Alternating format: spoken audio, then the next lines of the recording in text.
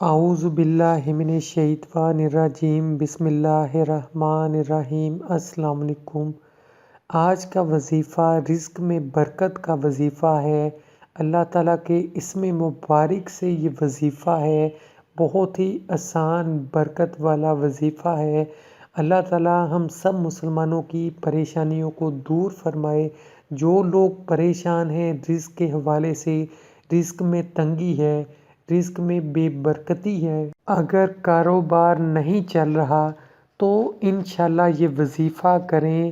اللہ تعالیٰ کے فضل و کرم سے اللہ تعالیٰ عنایت فرمائے گا، رزق میں برکت عطا فرمائے گا، کاروبار میں برکت عطا فرمائے گا۔ رزق میں تنگی ہے تو اس تنگی کو ختم فرمائے گا، اپنے خاص خزانوں میں سے رزق عطا فرمائے گا۔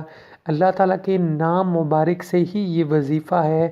اللہ تعالیٰ کے بے شمار نام ہیں، ہر نام میں برکت ہے اور ہر نام کو اپنی زندگی میں شامل کرنا چاہیے، پڑھنا چاہیے۔ ہر نام کی الگ الگ تاثیر ہے اور یہ وظیفہ بھی اللہ تعالیٰ کے اسم مبارک سے ہے۔ اللہ تعالیٰ کا یہ اسم مبارک المالک ہے، جو اس اسم کو فجر کی نماز کے بعد 120 بار پڑھنے کا معمول بنا لے گا، انشاءاللہ اللہ تعالیٰ اسے اپنی عنایت کے ذریعے مالا مال فرما دے گا، امیر بنا دے گا اور بے تحاشا رزق عطا فرمائے گا۔ جو شخص یہ چاہتا ہے اس کے رزق میں برکت ہو، اضافہ ہو، اللہ تعالیٰ بے تحاشا اسے رزق عطا فرمائے، تو اپنی زندگی کا یہ حصہ بنا لیں۔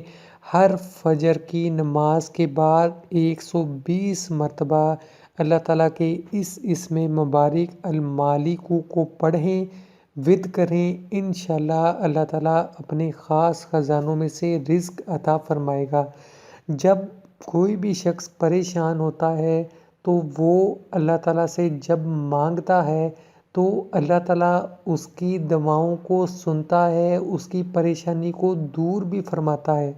اگر ایک شخص بے روزگار ہے، رزق میں تنگی کی وجہ سے پریشان ہے تو وہ اللہ تعالیٰ سے نہیں مانگتا تو اللہ تعالیٰ ایسے شخص سے ناراض ہوتا ہے۔ نبی پاک صلی اللہ علیہ وآلہ وسلم نے فرمایا کہ چھوٹی سی چھوٹی چیز بھی اللہ تعالیٰ سے مانگنی چاہیے، یہاں تک کہ سوئی بھی اور تسمہ بھی ٹوٹ جائے تو وہ بھی اللہ تعالیٰ سے مانگا جائے۔ جو شخص اللہ تعالیٰ سے دعا نہیں کرتا تو اللہ تعالیٰ اس سے ناراض ہوتا ہے۔ تو یہ دو حدیث ہیں جو میں نے بیان کی ہیں۔ اللہ تعالیٰ ہم سب کے رزق میں برکت عطا فرمائے، پریشانیوں کو ختم فرمائے، آمین۔ ویڈیو اچھی لگی ویڈیو کو لائک کیجئے، شیئر کیجئے، چینل کو سبسکرائب کیجئے تاکہ مزید ویڈیوز بھی آپ کو ملتی رہیں۔